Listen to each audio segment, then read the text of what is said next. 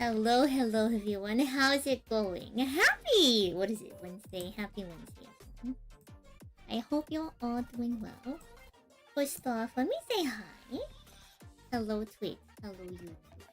Congrats on first version. Thank you for the 28 months weekly. Mino, you are not a medical student, but you wanted to remind me to pay attention to the muscles in my left shoulder, especially the trapezius area, to avoid strain. You think it's better not to sleep on my side. Ideally, I should sleep next to you. We'll put that into consideration. Hello, Gamer Man. How are you? Hello, Miss Liv. Hello, Nick. Thank you for the prime. That's crazy. Nick is still working. Holy. Oh yeah, I did notice that the username updates did not entirely transfer over. There were several casters who ended up having their caster club name displaying as their username, but they were still being categorized in alphabetical order of their screen name, which was why Bo was showing in the B's, even though her username started with a Q. Hello, Bella. Hello, Bushin. I hope everyone is well. This is so true. A win for Solar is a win for Sundial.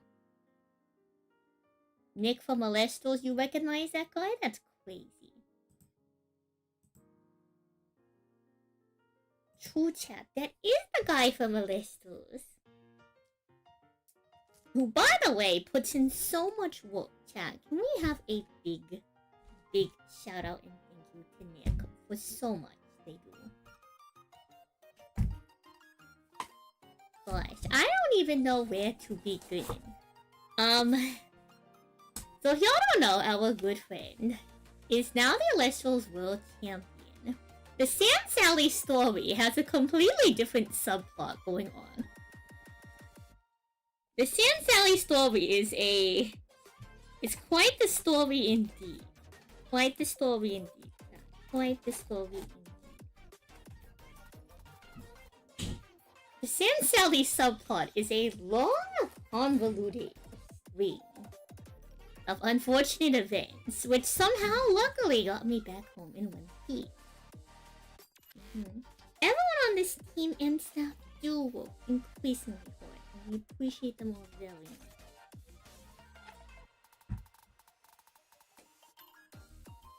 much. So now we are here in the just chatting category, in hopes to, attract some new and interested individuals to come into our chat and talk to us about Elestrals. I hope. I pray. If not, y'all can get my little mini breakdown on the weekend. In the meantime, very much such happenings happening that weekend. I will say not everything panned out as well as I wanted it to. I was kind of behind schedule on a lot of stuff. So apologies to some people looking to catch me on activities. Though I think in spite of that, we did a pretty solid job. Did I get any Sunstrike boxes? I did not pick up any early product. Everyone else did, but I really wasn't in the, not really in the financial situation to be picking up stuff super early. Unfortunately. But don't worry, chat, don't worry. We're gonna find a way to get caught, surely. We will surely find a way to get caught in time. We have several months before Sunstrike comes out, so... I did... Gosh, I don't know where the pack went. So I got to open 2 packs of Sunstrike. I got 1 pack for my entry pricing. A singular pack. And then I got 1 pack that I almost did not get. So Miss Adra was handing out packs during the opening ceremonies, and I almost did not grab one. If it weren't for the fact that Julian already had a pack, so when he was tossing packs into the crowd, it flew past me. Oh no, it's okay, Julian, it's okay. Honestly, I can still get boxes. The pre-orders are still open. It's just a matter of, a bunch of people got to open product early if they had gotten upgrades for the event. Yeah, you know, and I just decided that, you know, like, surely I wouldn't need to, like, get anything too early. Surely. Everyone and their mother's uncle is opening products early.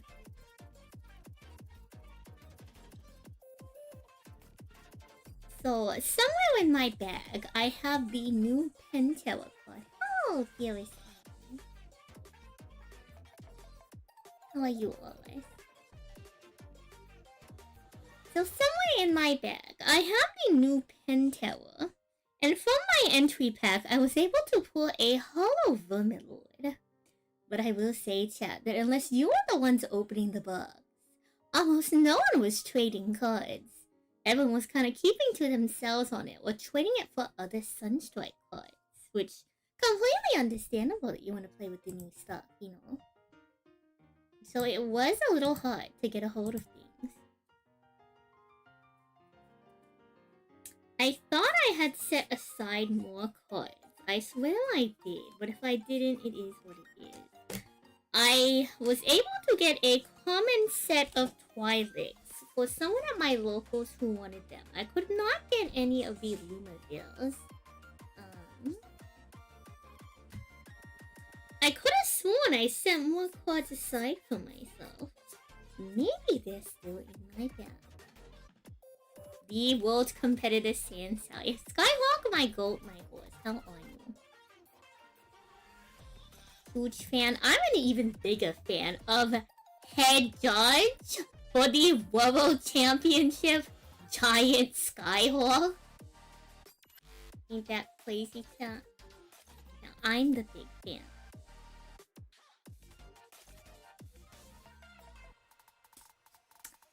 A lot of exciting stuff this weekend. I suppose I will, you too, that's all gold, that's all horse. I'll set the scene, chat. So if y'all didn't know, Sand Sally ran into the longest string of bad luck I have pissed off some higher power this weekend. It all opens. Oh, also hello YouTube, how have y'all been? Hello Isaac, hello that thing, well, the one. It all starts. It is Wednesday evening. Sand Sally is about to pick. You know, about to pack her stuff. She's about to pack her stuff in a fit of, like, what's the word? In a fit of inspiration. I put together an entire new deck on the fly. I assemble it on paper, I grab the cards, and I grab, like, probably 70 other cards that I might want to side deck for it. Call up someone and say, hey, really quick, play some games with me. So we're playing our games. And I'm like, wow, this is actually, there's something here. I really mess with this. I think I could give people a run for their money with this at the World Championship. Spectacular! Sand Sally has found a new deck. It is currently 1 a.m. 1 a.m. in the morning. Why is this important? Well, you see, it takes Sand Sally almost an hour, like basically, well, okay. So at night when there's no traffic, it's basically an hour. It takes us time to get to the airport, chat. It takes us time to get to the airport. So, I need to finish packing all my stuff. If y'all know me, when I pack for TCG tournaments, I pack like over 400 to 500 different cards. For every card I might want to side deck, one as a side package, etc, etc, etc. Of some of the cards that were in my side deck stuff, I had pulled out to assemble this deck last minute. I had completely made this deck last minute. I was very confident in it. I didn't have time to sleeve it.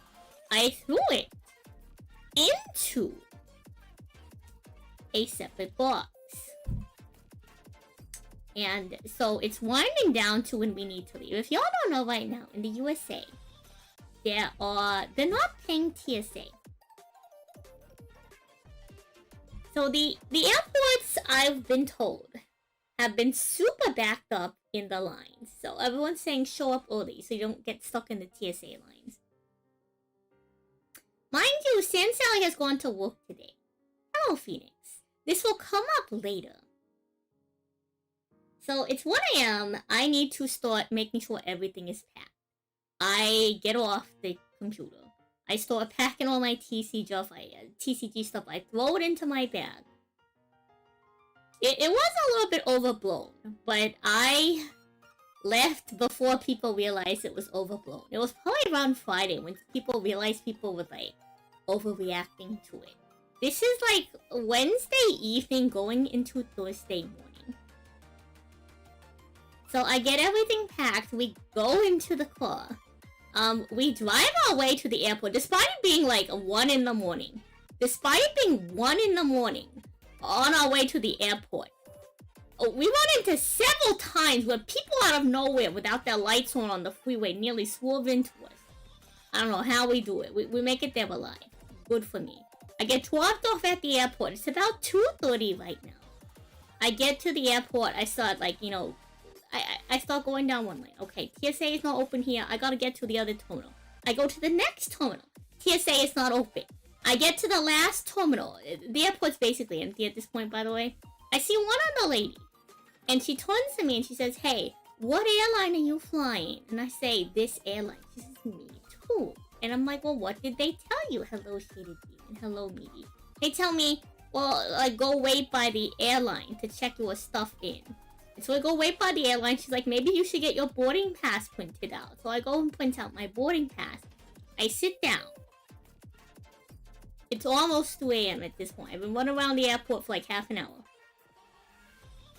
I realize, so this is a smaller airport. San Sally's not crazy. She does not mess with LAX. She goes to a smaller airport when she can, even though it's really out of the way. It's because I don't like to deal with the fuss that is LAX. And I realize that this airport doesn't open till 5 a.m. So I'm here 2.5 hours early, basically, to when this airport opens. And I mean, it's like, if it takes like over an hour to get there, there ain't no way I'm calling my roommate to come pick me up. So I'm at the airport. I can't fall asleep, because what if I get robbed or something? So I'm just awake. Mind you, San Sally wakes up at 5 a.m. to go to work. This is very important. 5 a.m. rolls around. I get through TSA. My flight is not aboard till like 6 something in the morning. Like it leaves at around like 6 something, lands around like 7:50. We get on the airplane. No hours. We get on the airplane. I cannot get a wink of sleep. If y'all don't know, California is really close to Vegas. And instead of driving 6 hours to Las Vegas, I said I would fly. I do not get a wink of sleep on the aeroplane. We land in Vegas. I convene with my hooligans. Unnamed Hooligan 1 and Unnamed Hooligan 2.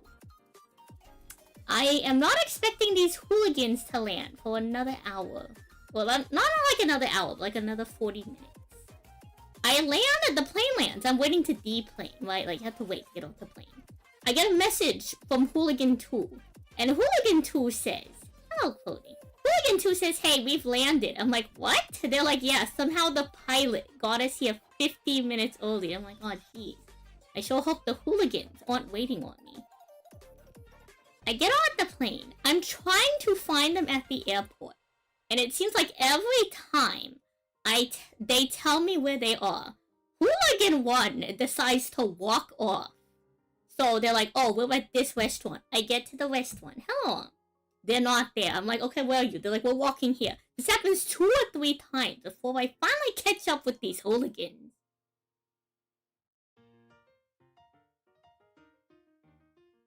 All the while I am walking, every time I turn, like, so many people were bumping into me at this airport. Like, I've angered some, like, higher powers. I've invoked the ire of some higher power. They're real upset with me. Like, this is just people spawning out of nowhere, just bumping into me. Like, the area's clear, all of a sudden, bam. So I am obviously like, whatever, like I'm tired. I've been awake for over 24 hours. We finally catch up with Hooligans. And so I say to Hooligan 1 and Hooligan 2, so I'll be like Ubering to the hotel or what's happening. I learned there is now a third Hooligan we are waiting on. A Hooligan that is supposed to be chauffeuring us from the airport to the hotel. Spectacular. We don't need to pay for an Uber. In comes the introduction of Hooligan 4. Now we're waiting for another Hooligan who needs to land to join our party so that all 3 Hooligans can be Hooligan 2, Hooligan 1, and Hooligan 4. Can be chauffeured by who we will call now, instead of Hooligan 3, the chauffeur. So we say, you know what? There's no way we could miss Hooligan 4. We decide to sit down.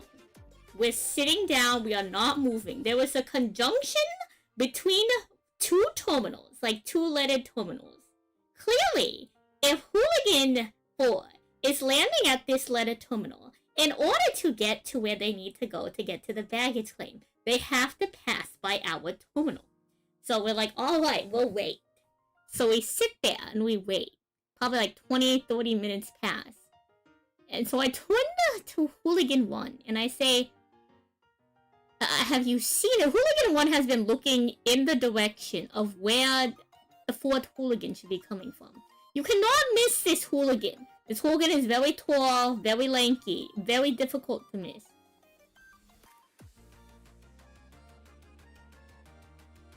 And we're like, there's no way we missed this Hooligan, right? Like, we've been...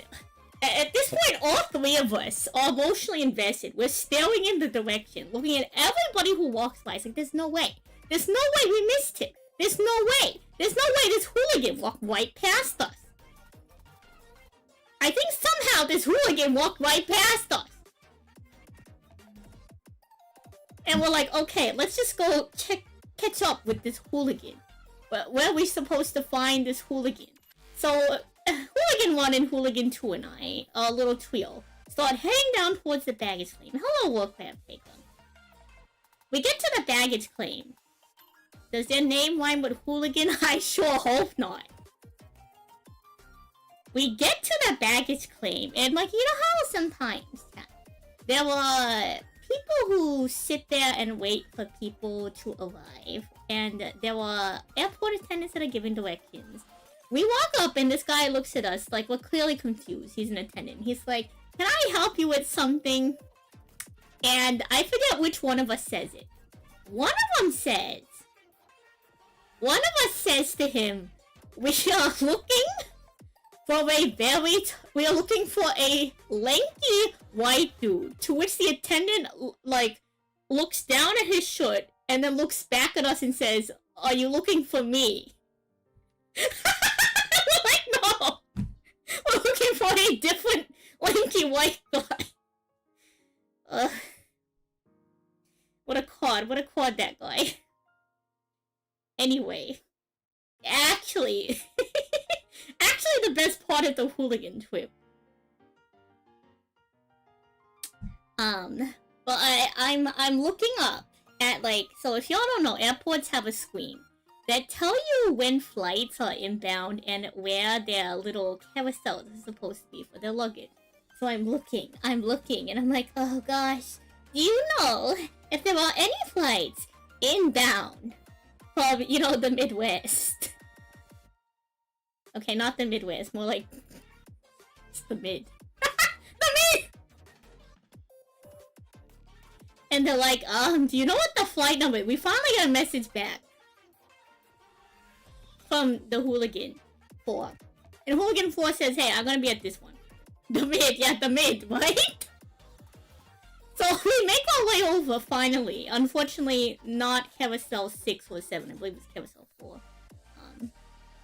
We make it to Carousel 4. We finally link up with Hooligan number 4. That's all go. That's all, boys. Now that we have found Hooligan 4, We wait for the luggage. Now here comes the next challenge. The hooligan chauffeur needs to pick us up from a specific location.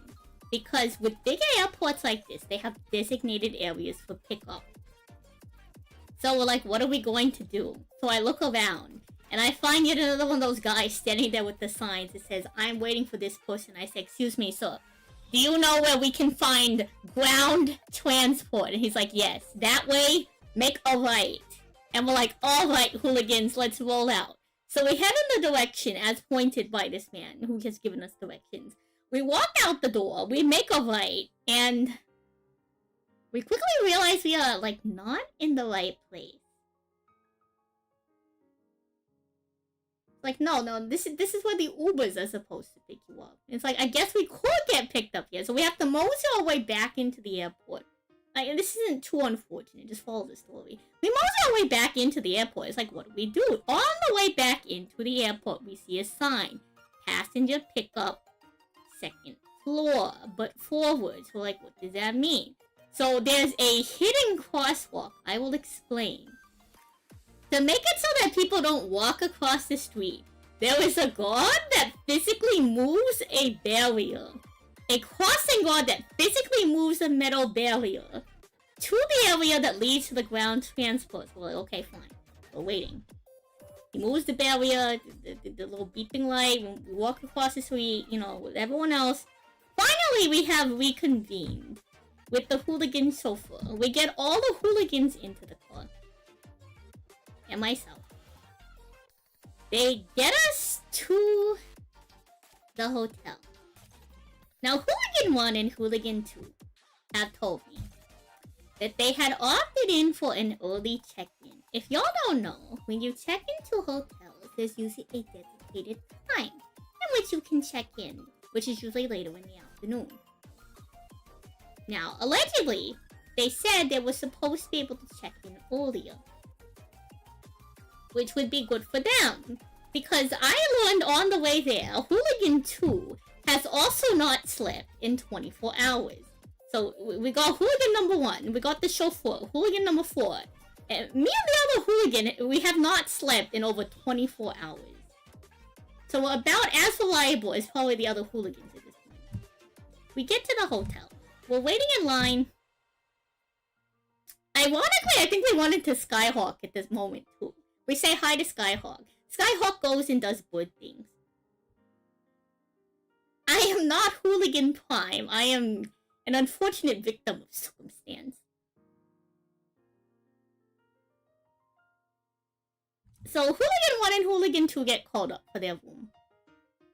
I get called up for my room. And you see, San Sally decided to think ahead. Now this costed a bit extra, but it technically didn't cost anything, but I have a travel card. It's always Hooligan but not Howligan, real and true. So I have a travel card and I use points to book an additional 2 nights. One night that I would never use, which is Wednesday night, so that when I came in the morning, I would have a room ready for me. Now, here is the problem and the potential gambit, is that there's no guarantee that the rooms would roll over, which means that Friday morning, I would need to potentially evacuate my room at 11 a.m., be a bum until like 3 p.m., so 4 hours of being like essentially homeless and roomless, before checking back into a different room, potentially. This is what a lady on the phone has warned me.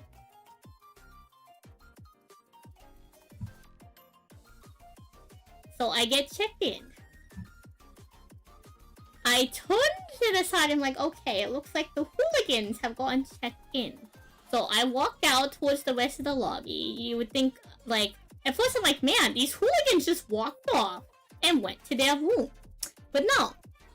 And by the hotel lobby, chat, there's usually, you know, like a little drive-in area, right? You know, by the street, you know, a little drop-off area. I see the 2 hooligans standing out, staring out at the street. And I walked out, I'm like, hey, like, what are y'all doing out here? Like, I understand why Hooligan 1 might be outside, but Hooligan 2 hasn't slept in over 24 hours. And they're like, we couldn't get checked in with the early check-in. I'm like, what do you mean you couldn't get checked in with the early Hooligans? Hooligans, I tell you. They're like, yeah, we couldn't get checked in with the early check-in. So I'm like, alright, well, Hooligan 2 hasn't slept in over 24 hours. You're getting absolutely nothing done if he doesn't get sleep. So I'm like, alright, I guess you hooligans can crash in my room until 3 p.m. So now the hooligan party continues. You know, what I thought would be the hooligan train ending at the hotel. Now I have to take the caravan of hooligans to the room. We get to the room. Now, Hooligan 4 is an actual member of society, so they've slept. And they're feeling kind of hungry. The hooligan chauffeur is like, yeah, you know, I could probably maybe get some food too, or hang out for a bit. So I say, you know what, like, Hooligan 4, hooligan chauffeur, like, if y'all want to go get breakfast or something, like, I think Hooligan 2 and I need to knock the heck out. So, Hooligan 4 leaves their stuff in my room, because obviously, like, they don't have anywhere else to leave their room. Him and the chauffeur go off. They go, I guess, go get breakfast or something. And so, I lay down. But we're all trying to, like, basically sleep at this point, except for Hooligan number 1, who apparently slept on the entire plane. I lay there for probably, like, 3.5 hours, unable to get any sleep. It has nothing to do with the hooligans being in the room. It has everything to do with the fact that it's the middle of the day, and I'm awake. Hello, Allie. Hello, readers. Welcome on in. Thank you for the read.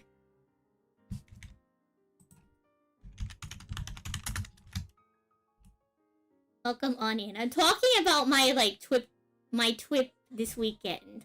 Well, I was stricken with a terrible string of bad luck. So I'm operating on, like, no hours of sleep. I maybe get, like, 10 minutes of sleep at the best.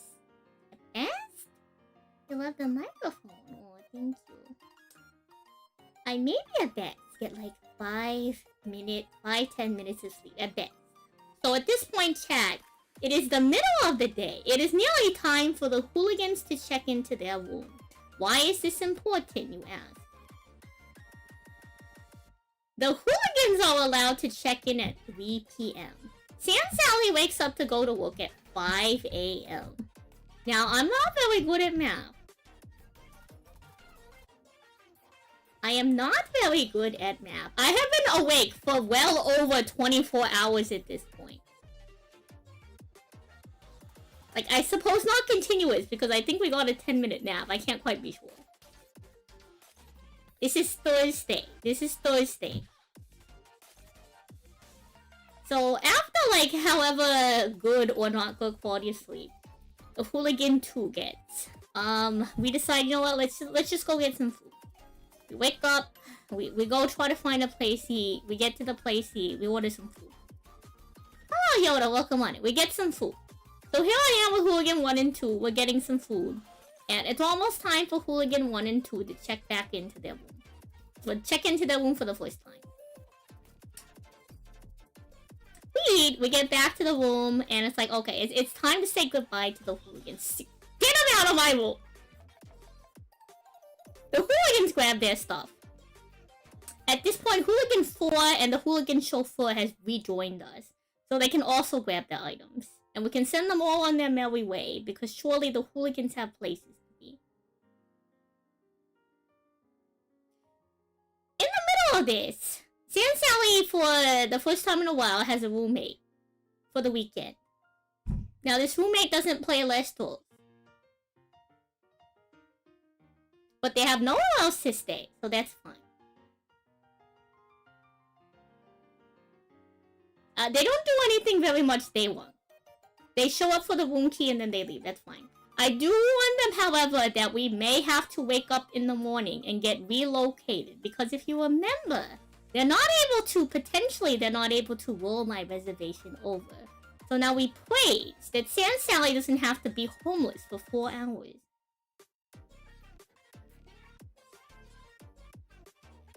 And the rest of the day passes by. I attempt to get some sleep. I think we maybe get an hour or 2 of napping in, maybe. The evening falls. If memory serves, I believe we venture out yet again. How hard is it to give a lobster a tank? Apparently very difficult. The evening falls. I have not seen the roommate all day. They're out hanging out with friends or something. That's fine. Now, if y'all don't know, Sand Sally and George Green Soldier made plans to go to Chili's, which y'all will hear about next week or the week after on Wolf Wizards. So we go to Chili's, and TLDR, without going into too much detail, because I know he really wants to tell this story.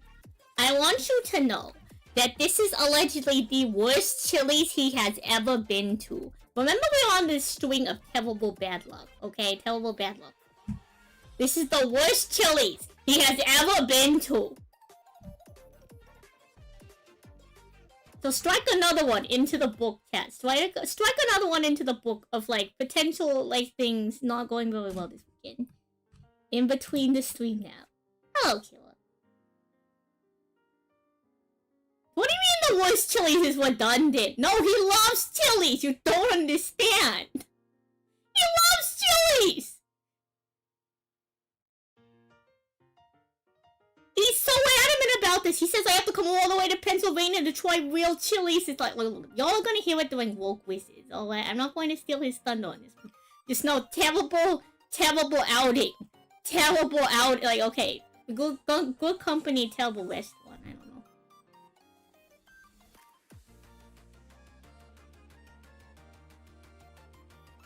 If he said that, oh no.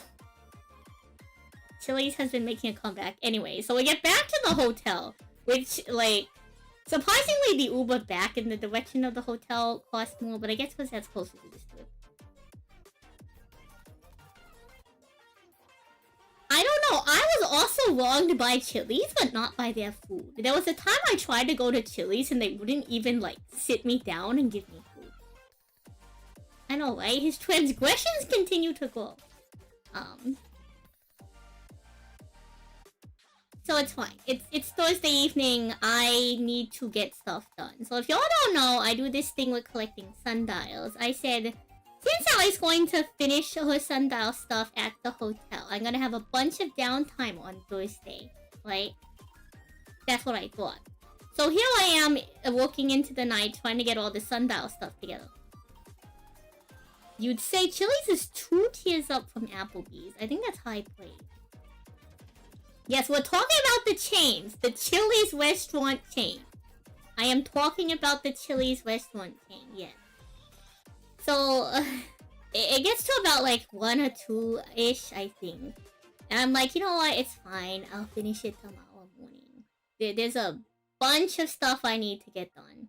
And I need to write 2 blog posts, but that's like whatever. We attempt to bed. I'm tossing and turning all night. Another terrible night of poor sleep, chat. Poor sleep. All the way through. Now, Sand Sally wakes up at 5 a.m. Why is this important? Because I wake up at 5 a.m. and I can't get back to sleep. But I don't want to start moving around because I don't want to wake up the roommate who's staying with me. So I'm laying in bed trying to do absolutely anything. And it takes me about like 30 minutes to figure out how to log into the hotel Wi-Fi. Because the login information they give you is different than how their system is displayed. The login information is correct, but the display on this system was confusing me. So after like 30 minutes, I finally get connected to the Wi-Fi. Right? The Wi-Fi login was terrible. So I finally get connected to the Wi-Fi. And I'm like, okay, so what do we need to do today? We need to get all the sundial stuff together. And we need to write the blog post. So it's like...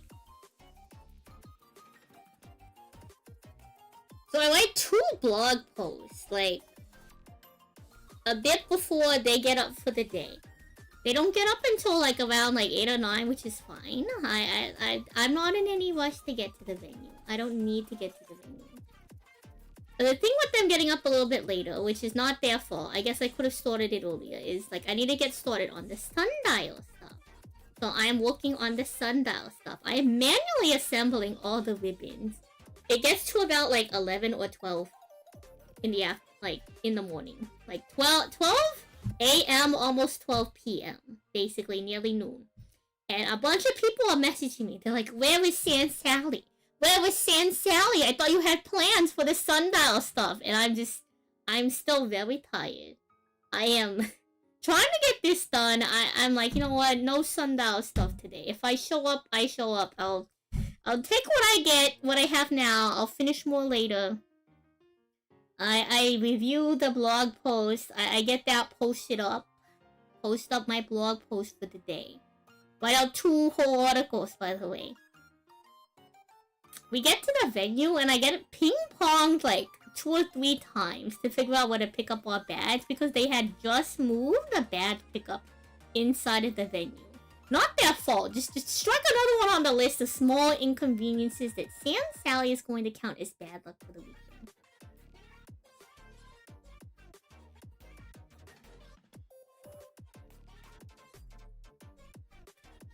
So, we finally get to the venue. That's great. We're finally here, chat. We're finally here. We are finally here, chat. We've done it. We've made it. We've made it to the Elestrals, the last chance qualifier. It's fine if I don't show up right away, because I'm not playing in that. We say hello to everybody. Everyone's asking me questions about Sundial and other stuff. And someone says something to me. The bad luck always comes in 3. Someone says something to me that confuses me. I'm not going to go into great detail. But I was told one piece of information regarding something this weekend. Unrelated to the event. This person, who I believe to be a decent authority on that subject, tells me something different. And so I spend the entire day, like, I try not to think about too much. I spend the majority of my day hanging out with Penthouse. If y'all don't know, my little Elestrals team, I say hello to my ducklings as they file in. Yada yada yada, do a bunch of sundial stuff. That's doing great. Sundial activity is doing spectacular. No real complaints. I make several trips back to the room to try and drop off my sundials. I get requested by an individual to see if I have a Stellar Nova Corps champion. Now, I do have a Stellar Nova Corps champion, but here's the thing, chat. I only own 3 Nova Corps. I only own cards equal to the playsets that I would need to use. So I say, hey, can you swap me Nova Corps for Nova Corps? And they're like, that's too complicated. Can you just get me Nova Corps? So I go through the entire venue looking for a Nova Corps. Like a base Nova Corps. The entire time I'm telling Penthouse, like, hey, like, I know y'all want to get dinner. Can y'all wait like 20, 25 minutes, maybe 30 minutes for me to do this little fetch quest? I do the whole fetch quest. I walk my way, if y'all don't know, this hotel, some hotels, instead of all the rooms being in one place, rooms are separated via building. So I walk from the venue all the way over to the building, and I'm trying to message the person who requested this card the whole time. And they're not responding. I eventually call them on my cellular device, and I'm like, hey, you still need the card, and am I at the right, like, hotel block area? And they're like, oh, the Nova Corps? I don't need it anymore.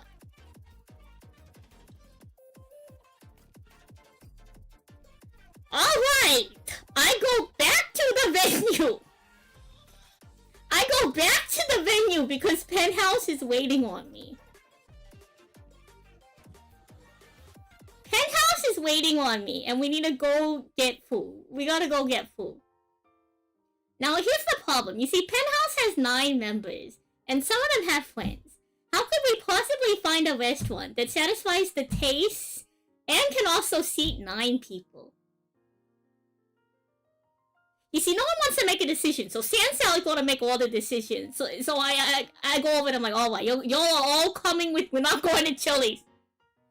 There was a all-day breakfast restaurant. I say, you know what, let's go to the all-day breakfast restaurant. Now, the one thing I think went actually well for us this weekend is by the time I led my little ducklings in a line over to the restaurant, they said, yeah, we can seat 9 people. I said, do you need us all here right away? They said, no. We can see 9 people, just give us a little bit to get the table ready. And I go, spectacular. None of y'all move from this location. Which, by the way, even trying to get them out the building is a goddamn task. Trying to wrangle like 7 people out of the building is a task on its own. Because if you leave them in one spot, they run off elsewhere. So you have to take each one individually and collect them like party members. And you gotta go as a group to the next person and absorb them into your like amoeba party, so that they can follow you. And you gotta be like, NPCs in this direction.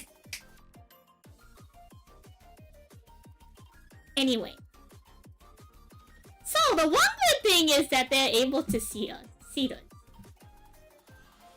Now we get to the table, we're sitting down. We are waiting on Grandpa. Grandpa needs to catch up with us.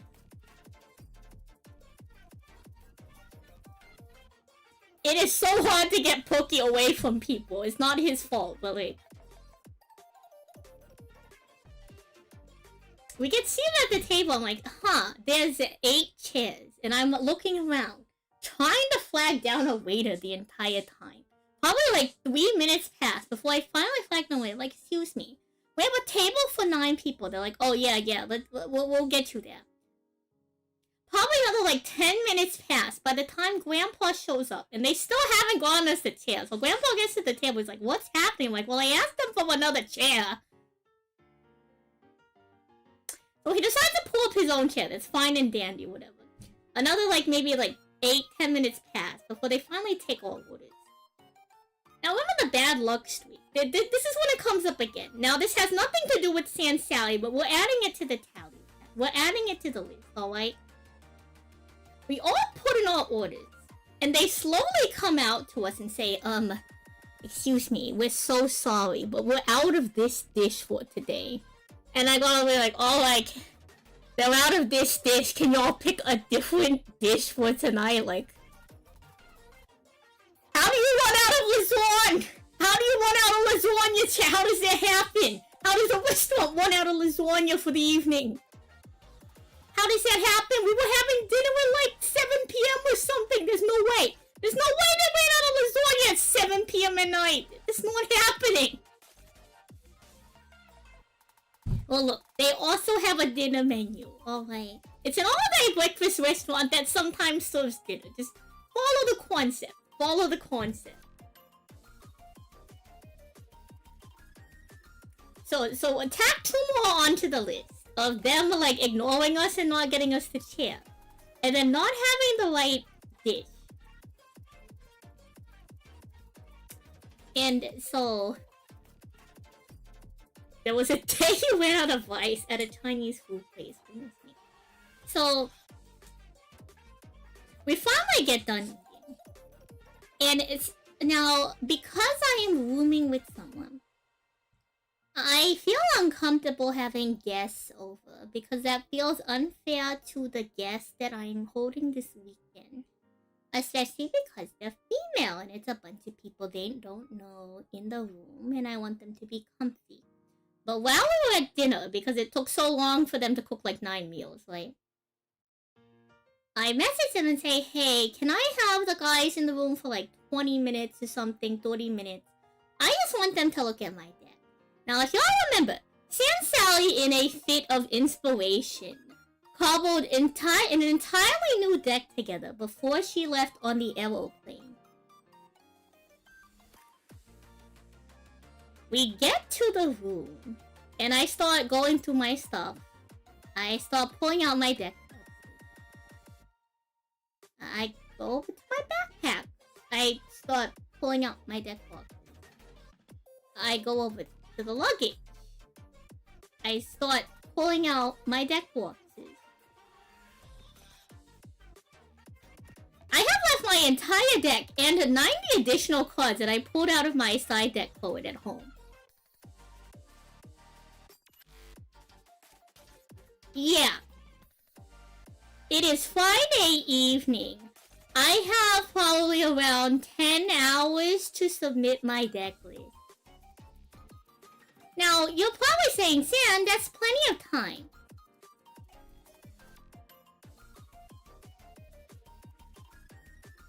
Sure! I'm sure that is plenty of time! Surely I can have a world's ready deck list in 10 hours. Now, I go on my phone, my cellular device, and I'm checking through my messages to anyone or myself. I have not sent a picture of this deck list to myself, because I did not build it on the sim. I built it on paper. And mind you, when I built this deck list, it was nearly 2 AM in the morning. And following finishing the deck list and leaving it at home, it had been over 24 hours, like probably at that point, like 32 hours since I had gone real sleep. So Lord only knows if I remember what is in this deck list, because this was like the most Sand Sally of jank deck lists in the history of deck lists.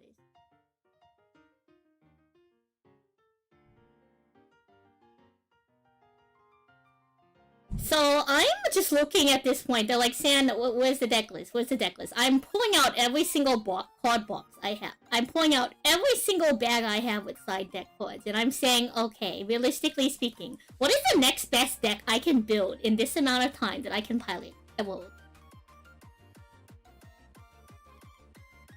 So I start pulling out every single solo card. Now, the good thing about Sand Sally is that I bring additional non-holo copies of every single card.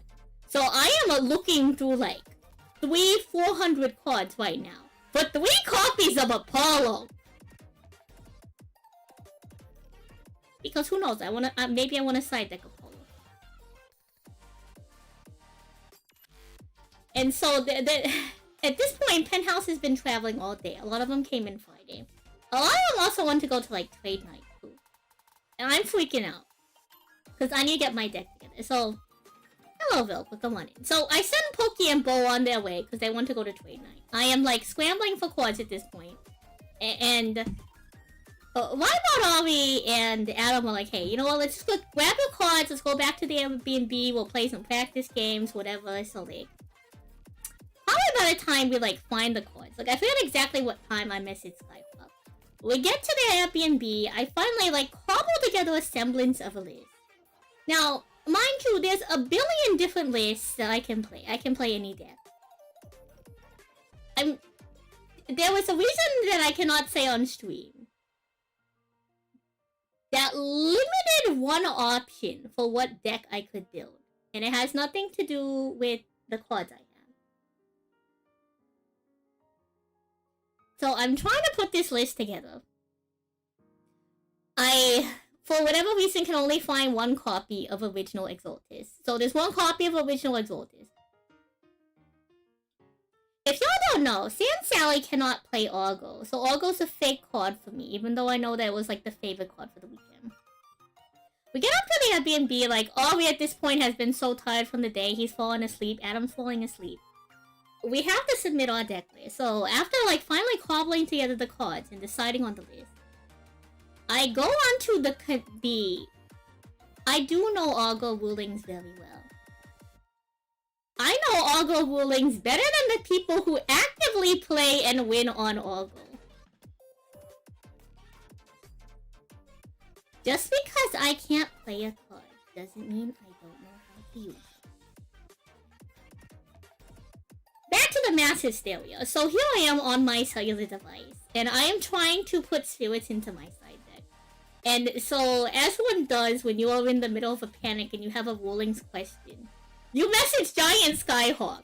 And so it's like, however, whatever time at night, Giant Skyhawk gets a message from Stan Sally. Hey, I don't know if I'm just dumb, but the Play Network... And he goes, yeah. The spirits in the side deck? I'm like, yeah. Spirits in the side deck. Hello, Alex. Hello, Mass Alex. The TCG debating session. This is the TCG asking session. I'm explaining about my, I'm explaining about my trip to the World Championship for this card game. But if you have any questions, you're welcome to ask.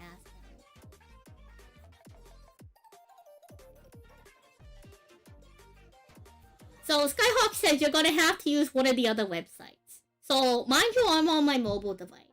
So I go over and I try to load ClashNet on mobile. I wait about 10 minutes, it's not loading. I think the website is just too heavy for my cellular device to load. So I try build Elestrals or something.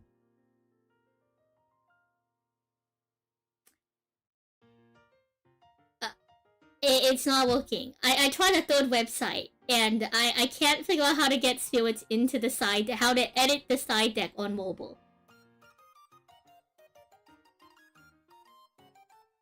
So I spent probably like a good like 20, 30, maybe 40 minutes trying to like do this on mobile. During this time, by virtue of like, I guess he needed to work, Rybot on his work laptop has been assembling and then uploading his deck list. So he's like, San, I finished uploading my deck list. You can come use my work laptop. He has just uploaded his deck list. I have tried 4 different websites at this point, with no success. Remember that he has just finished uploading his deck list. I touch the laptop. It refuses to connect to the internet. We spent probably like 15-20 minutes trying to reconnect it to the internet. Before he says, you know what, let's just restart the laptop. We restart the laptop. Hello, Ismiko. We restart the laptop. We're waiting for it to reboot, you know, as one does. We reboot the laptop, we get it on. We try another 15 minutes to get it connected to the internet. Now, mind you, this is a completely different hotel. Like, not even the one I'm staying at. This is like their hotel. Or like their Airbnb. He decides, you know what, let me just use like mobile hotspot. I'm like, are you sure? He's like, yeah, let's do mobile hotspot. We get the mobile hotspot on. I like go try to use whatever website they use, build Elestrals or something. I'm entering in my deck list. I am deciding last minute to, even though I only have one OG Exaltis, heck it, I'm gonna throw it into the main.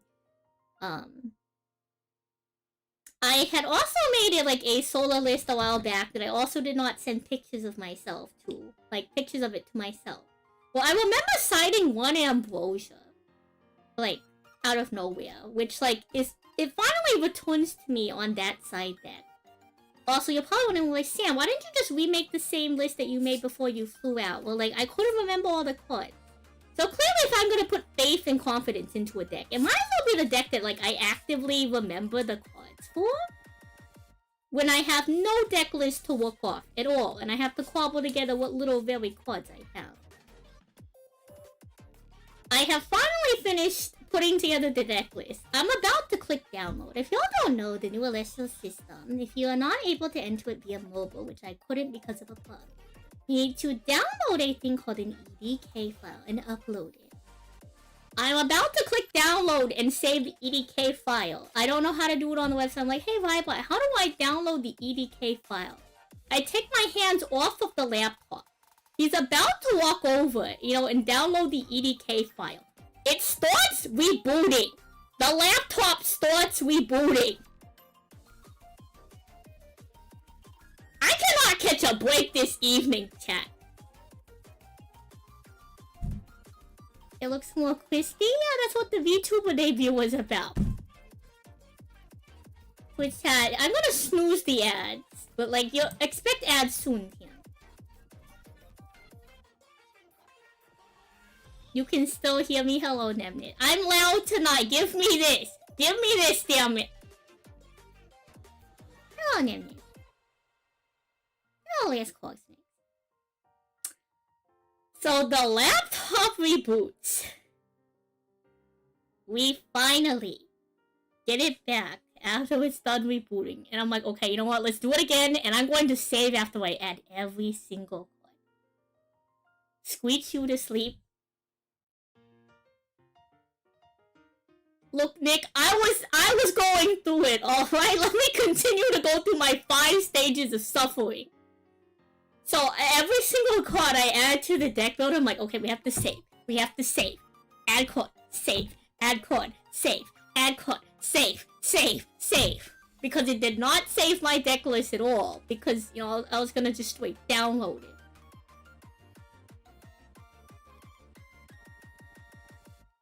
It has been probably 3 to 4 hours since I have realized that I did not have my deck with me. And we're in the middle of the Sand Sally Has a Terrible Weekend story. I didn't know that a deck list entry could be such an adventure either. Venturing me to away from the hotel to like other places. Yeah, we're like the 5th stage of suffering basically.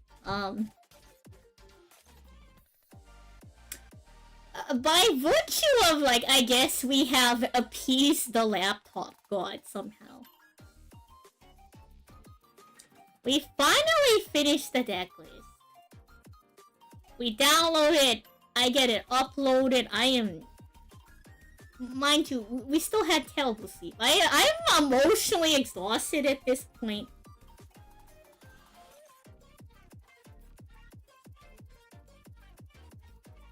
I'm like, well, thank you, Grandpa. Jeez, like I was half ready to go back to the hotel. They got like a computer down in the lobby of the hotel. I was half ready to go like trudge myself back in an Uber to the hotel lobby and like enter this in. Like I was going to get this submitted no matter what.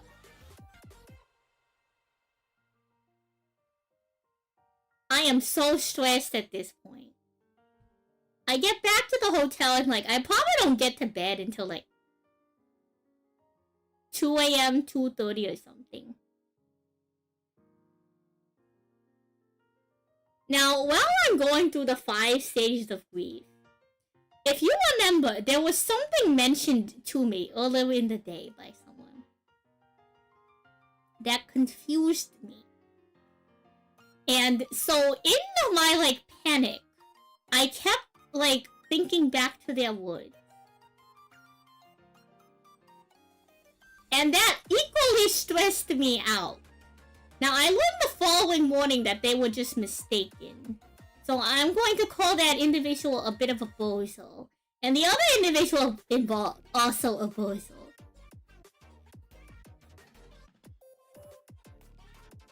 Have I heard of Red Lobster? Uh-huh. I've gone through the 5 stages of grief. I am socially exhausted from having to talk to people all day. I'm still operating from between 48 hours, probably at best, like 4.5 hours of sleep. Now leading into Friday morning, with all of maybe like a collective 7 hours of sleep across the past 72 hours at best.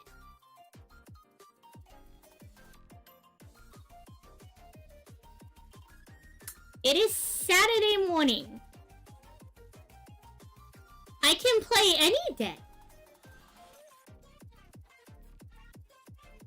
But the problem is the deck that I bought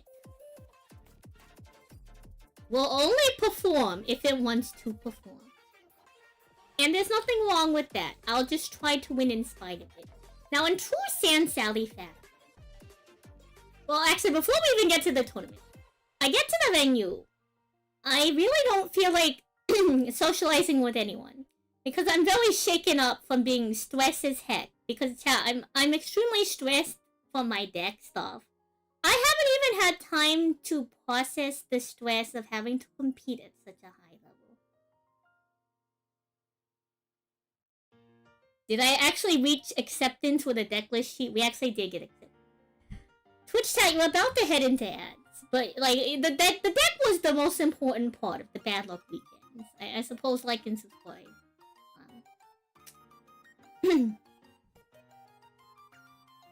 I I'm just trying to refocus between what little sleep I have and like what nerves I have for the weekend. Like a side thing going on. I really don't feel like talking to anyone. So I am hiding myself away in the corner because I don't want to be outside of the room in case they make an announcement. I also don't want people to come up to me, which, like, again, nothing against you all. I'm just trying to, like, I don't know, walk in or something. Now, because Sand Sally is upset about her deck, and because she's not wanting to socialize, everyone suddenly starts to think that there is something terribly wrong.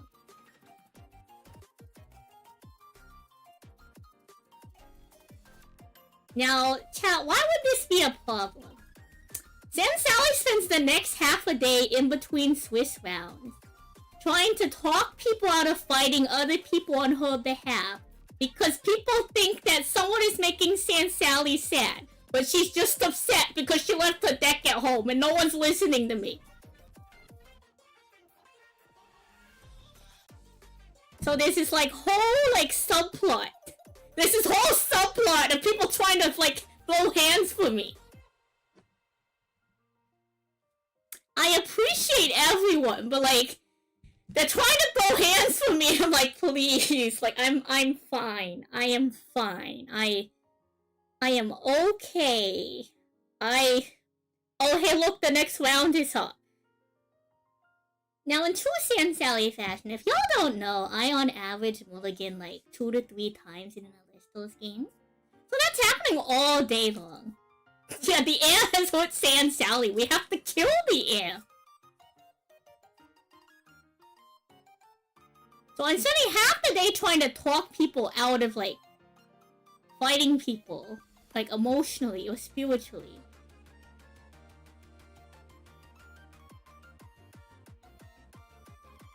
Which, again, I appreciate all of my friends, but, like, please, for 5 minutes, can you do anything else? Aren't y'all playing a tournament or something? I appreciate them, but, like, that was also increasingly stressful.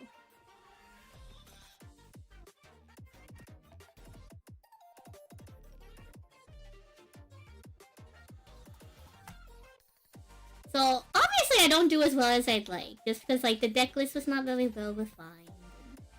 You know, I'm mulligan like 2 to 3 times a game, so I'm already a little bit behind. And plus, yeah, this is the World Championship. Like, I could probably get away with a subplot deck list in any other tournament. But, you know, this is the best of the best, chat. If you're going to be playing against the best of the best, you gotta bring your A game. And evidently my A game was back at the, you know, back in my room in California.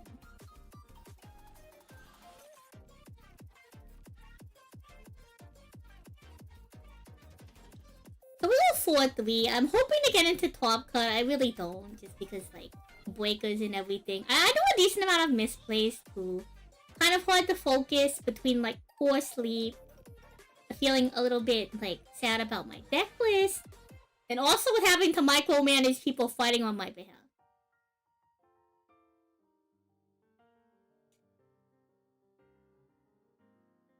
If Saturday evening comes, yeah, we don't make top cut, that's fine. People opening cards, I think it's like a good time, or whatever. Sunday comes. Sunday comes.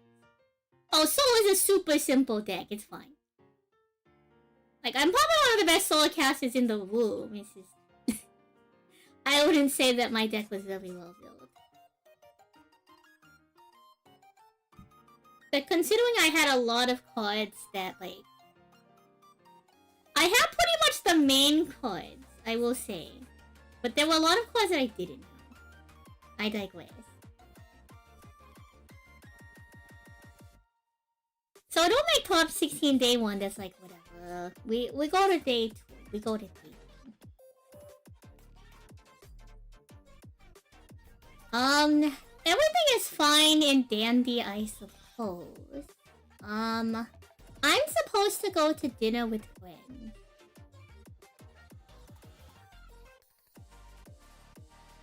On the way to dinner. Now, I've dropped my phone several times. My phone completely cracks. Like, the entire screen is quite busted, as the kids say. On the way to dinner. I take that as like a terribly ominous sign. We go through dinner. We stay out a little bit later. It's probably like 1 or 2 a.m. by the time I make it back to the hotel. Maybe. It's late. Now, San Sally has it scheduled that she is going to fly back at like 9 a.m. Arrive 9 a.m. in the morning. And then go straight to work Monday. So, I had forgotten to check into my... Well, at least I thought. I had forgotten to check into my flight. So let's do that. We spent all day out with our friends. So let's go check into our flight. Let's go check into our flight. So I get onto the airline app. I put in my confirmation number. I put in my last name. It says, there's an error. So I'm like, okay, let me refresh the app. We'll try it again. I put in the confirmation number. I put in my last name. It says my flight is cancelled? So then I'm on the phone for an hour, waiting on hold to try to get a hold of customer service to see what's going on with my flight. It's like getting close to like 3 a.m. or something at this point. Remember that San Sally's terrible luck weekend is not over. It's not over yet.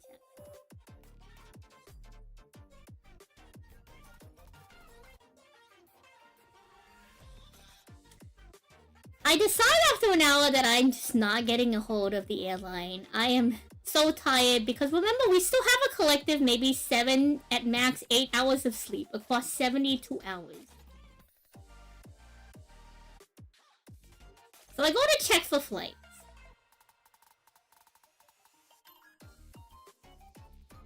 And I decide I don't want to spend $300 on a flight. So I suppose I book another flight. For like 3 p.m. Whatever. $100-some, not too bad. Hello, Jondo. Thank you for the follow.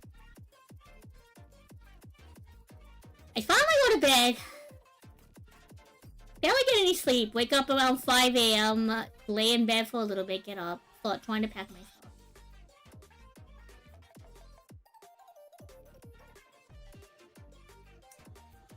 Go to checkout. Would I rather release a million mosquitoes infected with malaria into elementary school? Or tell 10 gullible orphans I found their parents in a sewer? Can they come out of the sewer? Because I feel like it's easier to just, like, tell the orphans that their parents are in the sewer and then take them out of the sewer. Anyway. So, we wake up. I get my stuff packed or whatever.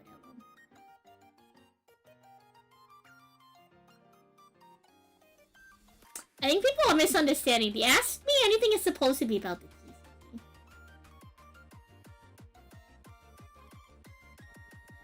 Well, I think it's fine if the kids make it out of the sewer. The parents don't have to.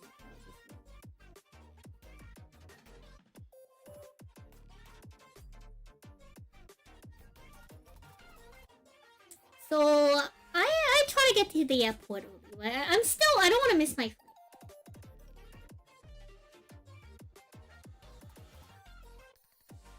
We get to the airport, I check what gate I'm supposed to be. It says E. Gate E. In, like, whatever terminal.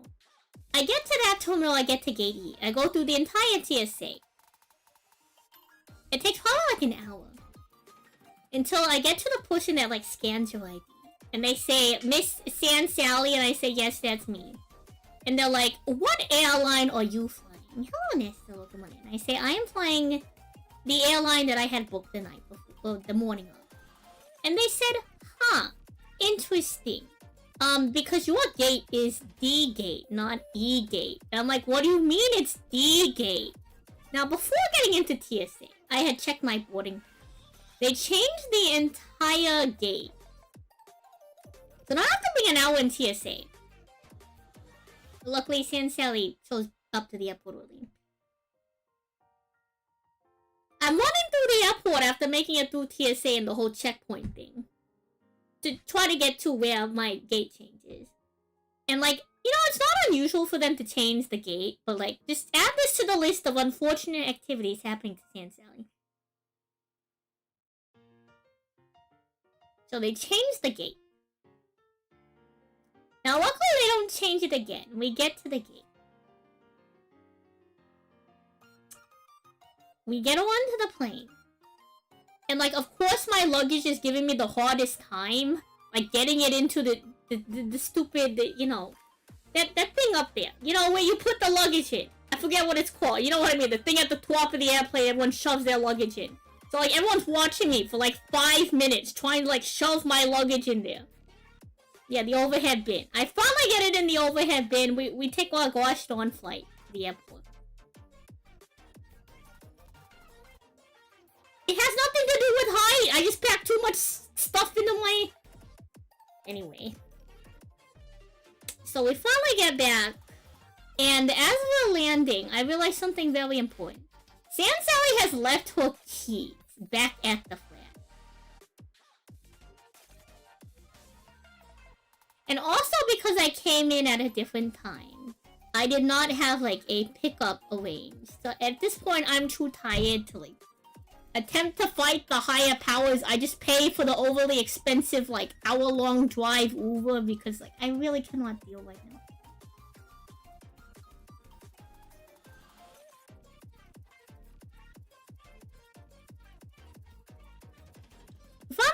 We finally get back.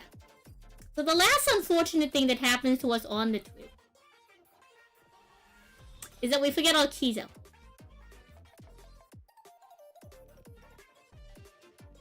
So TLDR, Sally had a very long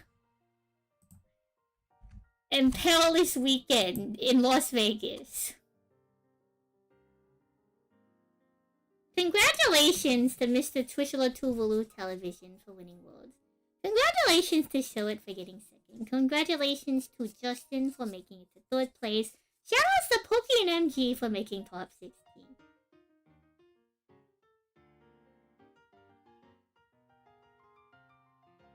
I had a terrible weekend. It was great seeing my friends.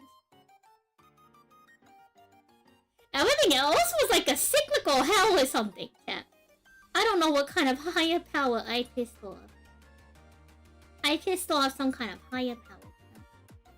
I'm trying to think if I missed anything else. I'm trying to think if I missed anything else on the list of like, just add this one to the pile of unlucky things that happened.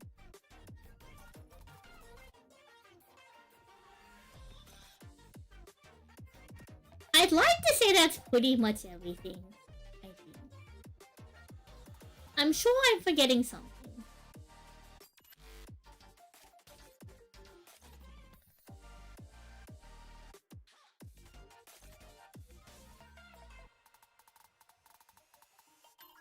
What a weekend, chat. What a weekend.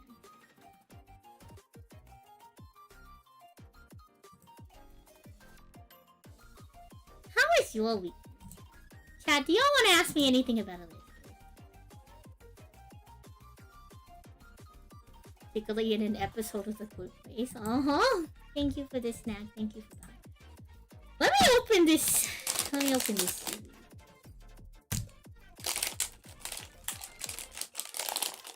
What was the deck I was going to bring? I had built a Hermes Breakaway, the main deck Chains, and side deck Nova. And at least for the 5 games that I played it, I thought that it was killer.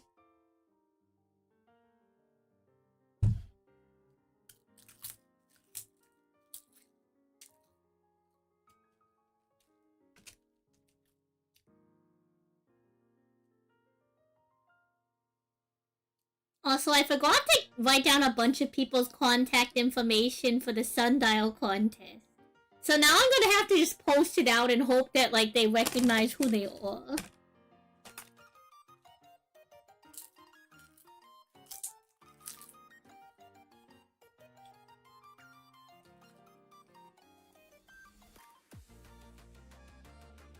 Did I expect Solar to be the most represented deck at Worlds? I thought that Solar was going to be super popular.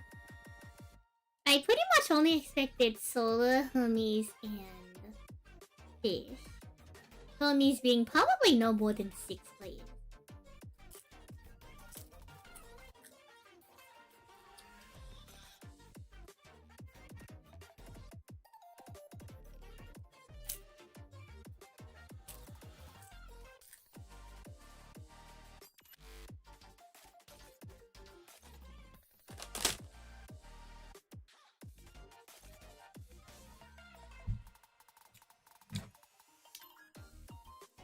Yeah, we were fighting for our life out there.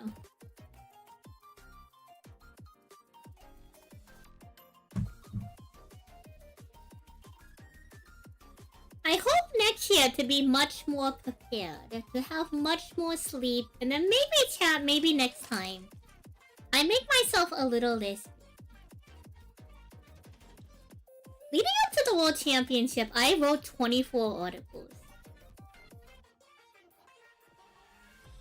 And I also spent like a bunch of time preparing sundials. On top of a bunch of testing with my, you know, several people helping them to get ready.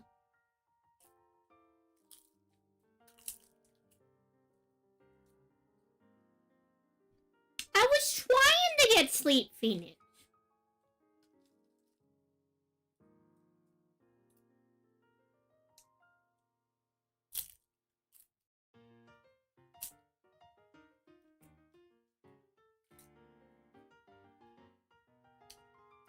I feel like I'm missing something important on the list of like unfortunate things that happen. And I will say, chat, that like, sure, it's like, well, Sian, if you forgot your deck, that's like whatever. In my opinion, chat, like, not having your deck the night before the World Championship, in my opinion, is kind of a big deal. So I suppose judge me if you want, but I think if you were in my position, you would also be freaking out a little bit. Especially if you did not send yourself any pictures of any of your deck lists at all. Do I have an idea of which next big event I'm going to?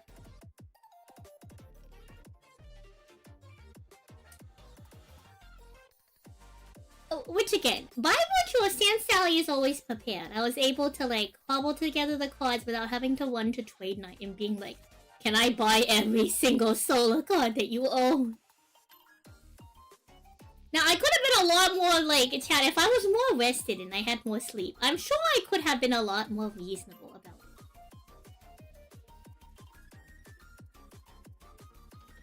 it. In my defense, I was not very reasonable about it because we were running on fuel. I think the next big event I'm going to announce at the World Championship, Elestrals is partnering with a convention called Card Party. Now, there's only 3 scheduled Elestrals events so far, so not every card party will have Elestrals attending. The next one is going to be in May, down in San Diego. Well, I'm hoping if I can get the opportunity and time off to attend. Then I will be playing in the first premiere event in Sunstrike. They always do this to me, chat. They always do this to me. Put it on, add it to the list of bad luck. Add it to the list of bad luck, chat. Add it to the list of bad luck. Sand Sally has a week after the release of Sunstrike. A week to get all her cards to play a major tournament at the start of a format. Again. I have a week.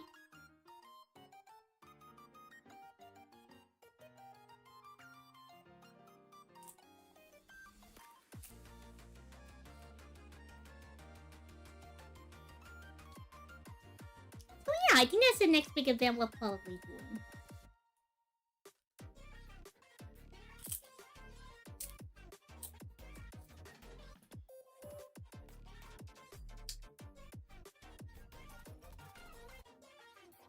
But Nick, the event happens the day of. That means I have to pull several boxes to try to get a single card. Okay, story time, story time. One time, before an online premiere tournament, Sam Sally stayed up with the penthouse. And she opened an entire box of Firestorm in search of one card. Boomerang's Champion of Kione. I opened an entire box. Now this is back when Elestrals still had 36 packs, I believe. I could be wrong. Don't quote me. Actually, Nick, can you confirm this? Does Firestorm still have 36 packs in it? I believe Firestorm still had 36 packs. Across 36 packs deep in this box, Sans Sally did not pull a single Boomerang's Champion of Kione. Now, mind you, at the same time, Sans Sally had just picked up 36 boxes of bulk from Rybot, fellow team member who moved out of state. Across 36 boxes of bulk, Sans Sally could not find a single copy of Boomerang's Champion of Kione.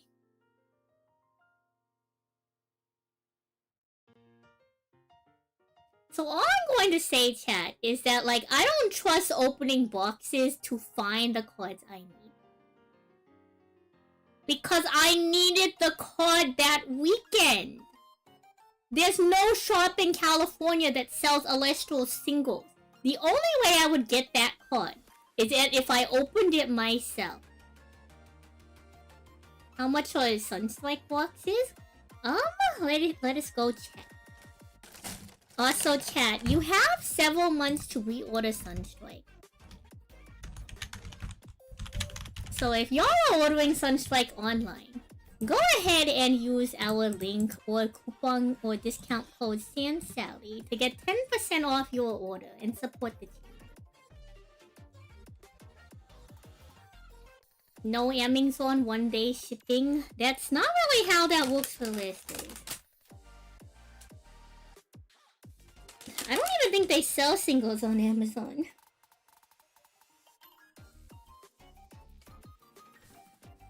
I digress. So needless to say, I understand that Elestrals cannot control win conventions that have been pre-scheduled or approved. Allow me to complain about this one. I think I am justified in this complaint after this weekend. Yeah, you should support your local game store if you have one. The prices are usually a bit more affordable. And it supports your local game store.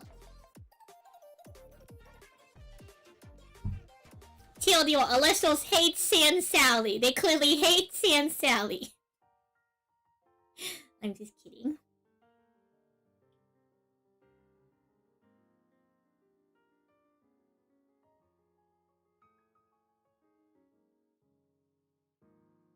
No way, hang on, she's cooking. She's cooking.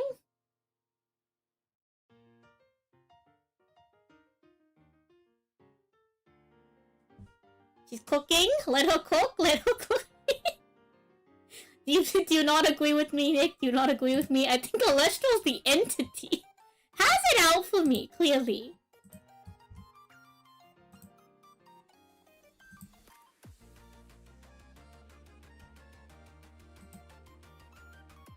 Elestrals LLC loves it. Can you officially make that statement? Are you allowed to officially make that statement? The store in your local mall sells Elestrals. Should you make the... If you want to try out Sunstrike, you could. It's not coming out till May. If you wanted to get, like, a playable Elestrals deck, you could pick up either, like, 2 Dionysus starter decks or 2 Aphrodite starter decks and make a pretty confident deck in between those. Consider the Lakagon starter deck, the Aphrodite one, similar to the Blue Eye structure deck, where buying 2 copies gets you, like, a decent amount of staples, and combined creates, like, a semi-competent deck. A-Drive himself took out all the Boomerang's champs from the Firestorm box. I will say that Elestrals shares a lot of DNA with Yu-Gi-Oh! So I'm very at home with it personally. I have a pretty good time playing it. I think if you wanted to try out the game, Kayla, I could do the digital sim with you if you wanted to try it out before, like, diving into getting physical product. There's an unofficial digital sim made by the law, also known as the Law of Ideal, that can let you play Elestrals. It's a manual sim, kind of like dueling book. Aphrodite is a little bit different. So Elestrals has these things called divines, and they're kind of like continuous spells. Shallow's a class now. I'm trying to think. What is a chat? What is a Yu-Gi-Oh? What is a Yu-Gi-Oh continuous spell that is similar to a divine? Divine ones are kind of like continuous spells that have counters on them. The spirits being the counters, and then you can remove a spirit, aka remove a counter, in order to activate an effect. Aphrodite, for example, switches your deck for a card with the same name of a lot of Elestrals on your board, but each divine rune has a different effect.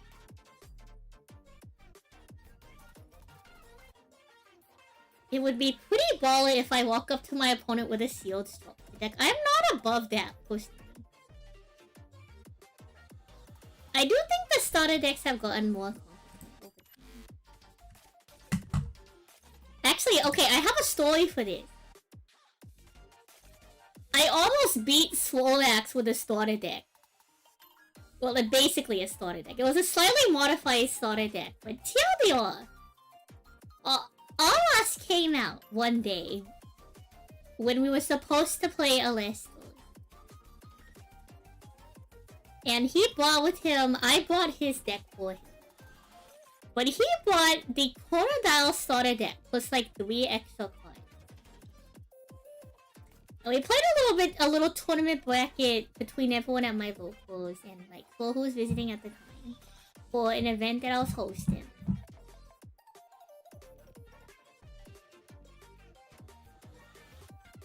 And I almost beat him on the Crocodile starter deck. Now, he had a real deck, so of course he won. But I hope you know, chat, that this means I made it to the finals of this tournament on the Crocodile starter deck. Magic Citadel of it. And Midion. Chat, would you consider Divine Runes like in Midion?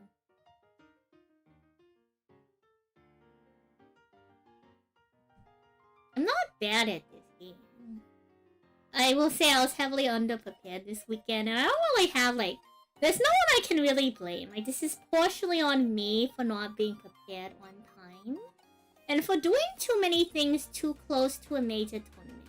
I think trying to schedule my VTuber debut, do several player articles, and host the Sundial contest all at the same time, well...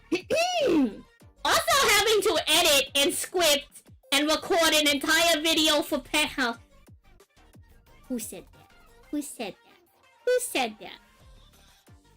Leading up to when I had to leave for, leading up to the World Championship was probably a little bit too much for Sand Sally to have to do. Who said that? You'll have to just watch some online games and see if you like the gameplay. You could watch the World Championship!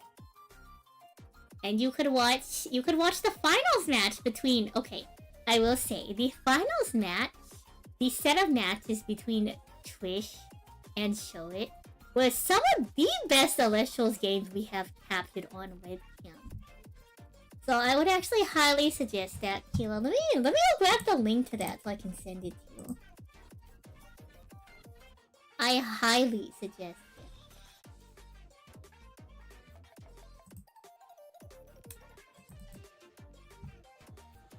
Let's see. Let's see if I can timestamp it for you too. Unless you wanted to watch it from scratch. So I think watching just even the finals matches.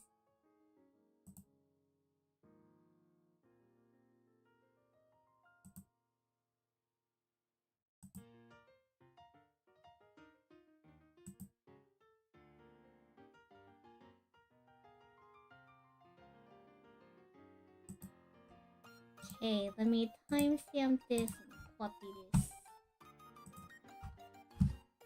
Let me send this to you. This is like right before the finals start too, and you can check it out. It is an amazing rally.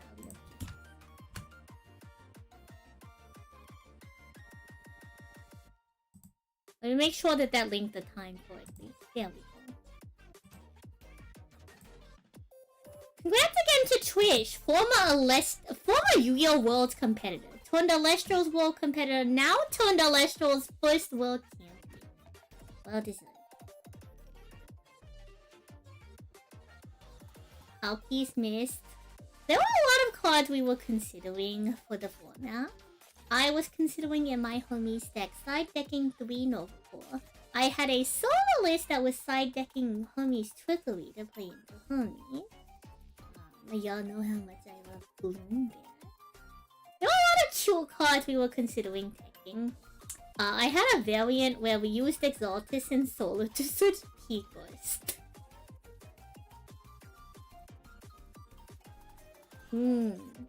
Yeah, Pokey on Morphos. Pokey did really well. I'm very proud of him. He is a former premier winner, so he's definitely not a caster you can dare to blame. So yeah. Tell the all chat that was the Sand Sally had a terrible weekend story. Him trying to side 4 Lune and the side revealed an undiscovered bug in the deck builder.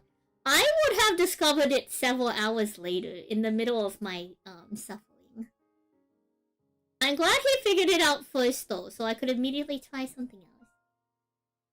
You're trying to sort your branded deck list. You think you should try to go above 40 since you don't have this single deck. I do see a lot of branded decks average anywhere from 50 to 60 points, so I think you could easily get to that amount in this. You think Morphos had an insane conversion rate? Really? I thought Pookie was the only Frost in top. It definitely had a very strong conversion rate earlier in the season. It had 2 in top buttons.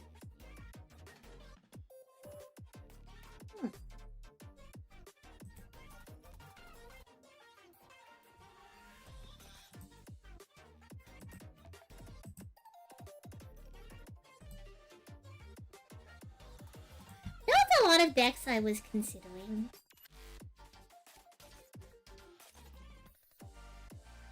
I think I overestimate you. Oh, like...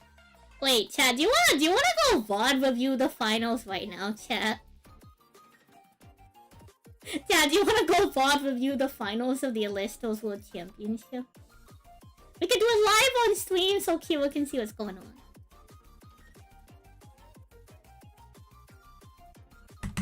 We're VOD reviewing the finals.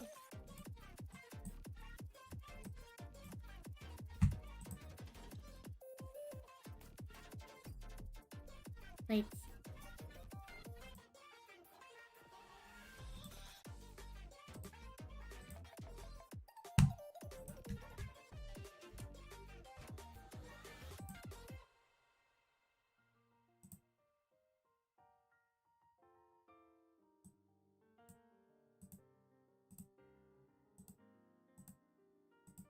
Alright, let me see how I can get this on this one.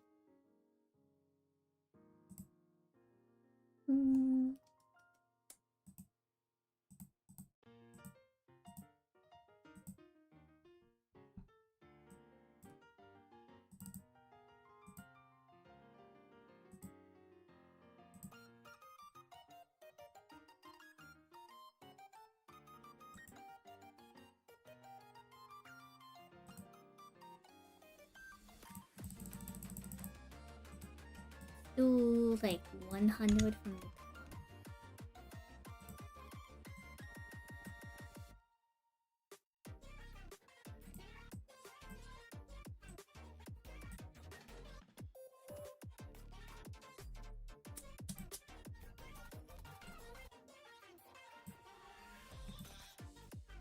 Yeah, close enough.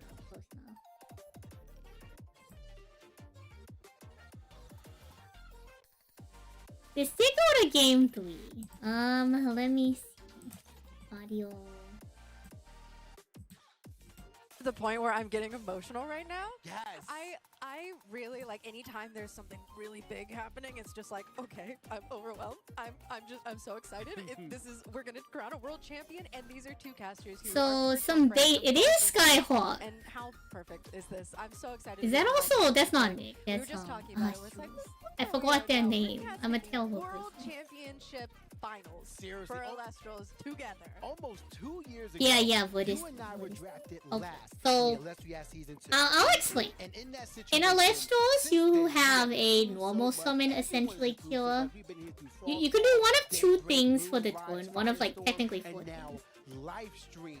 We have At the so start of your much turn, you can normal fun. summon a So guy, many just like you do in announcements in Yu-Gi-Oh. the closing ceremony that's going to lead us into the Or 2026-2027 season. you But have the before option any of that, we need to find out to who is the instead. best of the best. You can There are either so many expend to draw, champions so of our take device, 500 life but there points, can be draw a only card. one world You can champion tribute of summon. Elestrals. So It like would summon either another be Elestral over Shuri one that's already or on the board. Trishula, and these records right now And giving says this so feel, much it's kind of between like these two casters. giving Yes, these are both such storied casters. Exceeds I materials. have heard people say these are the best players. Or who've you ever can actually enchant the won spirit to a your field. premiere. Kind of like giving a And Pokemon I an actually energy, or like overheard giving Trishula in another the back Xyz say, monster you know, another Mystery.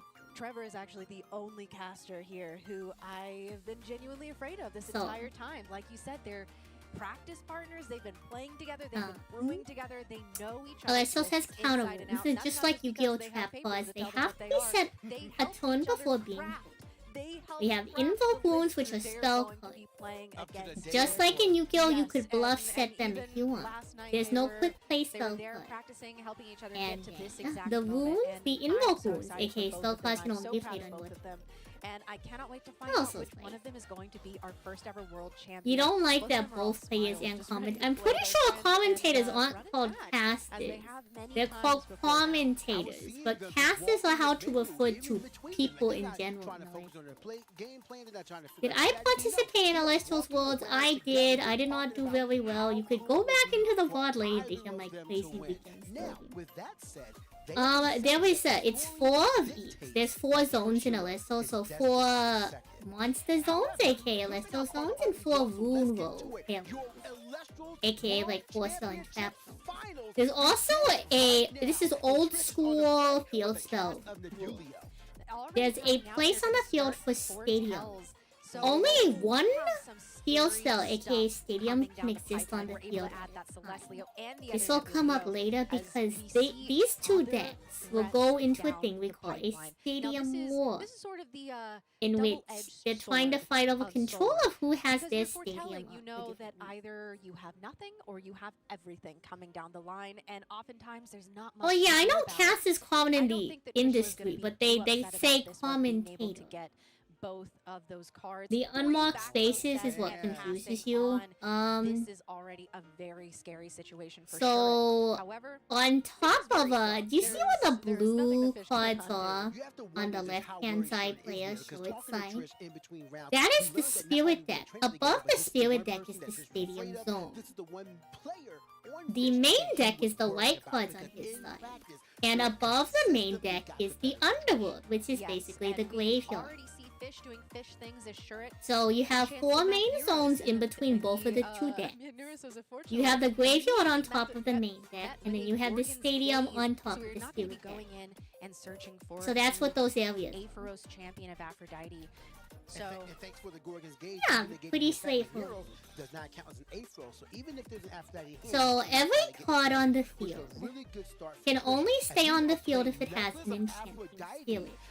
If you play a counter rune or an invoke rune, so a spell or trap card, like a basic spell, it will immediately go to the underworld.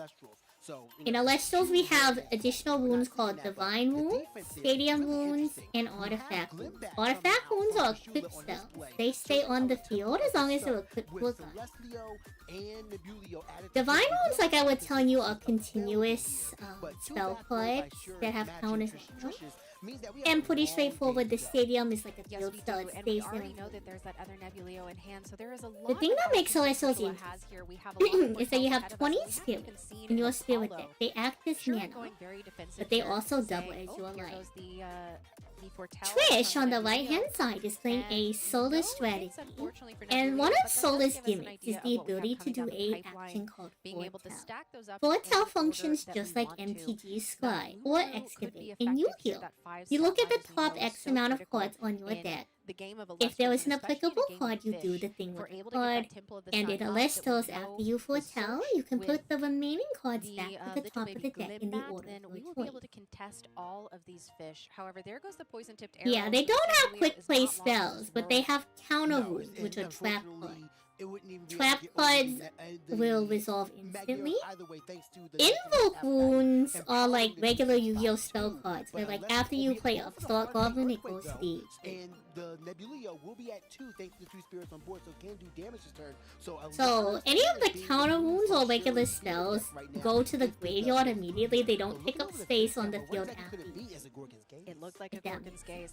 Now, it might seem Another like we are interesting making a thing snap about decision with this Elestrals earthquake, is but that, I you know want how in to Yu-Gi-Oh! remind If you everyone set 5 watching that cards, you can't these two like casters do have been anything to practicing you destroy for when you weeks set and 5. weeks and weeks, and Trisha If you knows set 5 exactly cards what in a spreads list, off her like you shirt set and 4 knows just backbone what to hit fight with. Elestrals, So you saying, can okay, choose I to need play a get spell rid card of this over the Spectros. slot What of one value of your is it? set Put the backbow necklace if on it. you This is too choose to valuable send to that not backbow take to the opportunity, the even grave. though this is a one of in my deck. So you don't get locked out of spaces if you decided you set way too It many does count as an A-Froze Which again. is If pretty after that is in hand, you can get that search and really build up your board from there. We get a search out an A-Froze, get out a champ. So back to the spirit deck. Both casters have 20 spirits at the start of the game. Every time you play a card, you must use a spirit. Most of the spirits you use come from your spirit deck, but once spirits are on the field, you can pay for cards like your spell and traps off of the field. But only the trap cards and the regular spell cards. The field spells and the equip spells and the continuous spells you cannot pay for off of the Atlantis, because we know that that is such a key in this matchup. So that's what makes the game interesting, is when you take damage, you also lose spirit. The spirit deck doubles as both your resource and your life. So every card you play, you're essentially taking damage. So you have to kind of balance, like, you know, the cards you use with how much resource you have. Once the game gets fast enough, because there's so much Yu-Gi-Oh! DNA, you can kind of treat it like life points, where like in Yu-Gi-Oh! You don't care about life points till you hit 0. But because Elestrals is a little bit slower pace in the game, you do have to actually pay attention to your resources. Hopefully he doesn't forget that. You don't lose when you hit 0. You lose when you hit 0 life, and you would have to take one more, at least one more damage. Because you can play using spirits on your board. So there's certain card effects that, like, using the spirits on your board can kill you. So with that in mind, that's why you don't lose when you hit 0 spirits, because you could always recoup those spirits. So this may be something that we don't even foresee here. However, actually we are going to be Battle Step Gorgon's Gaze. There we go.